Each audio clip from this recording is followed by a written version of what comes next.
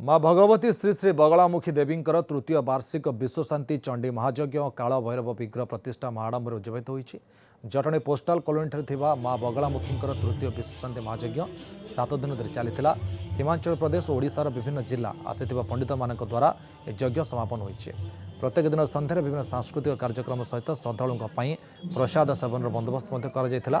खोर्धा और आखपाख अंचल प्रबल भिड़ देखा मिलता।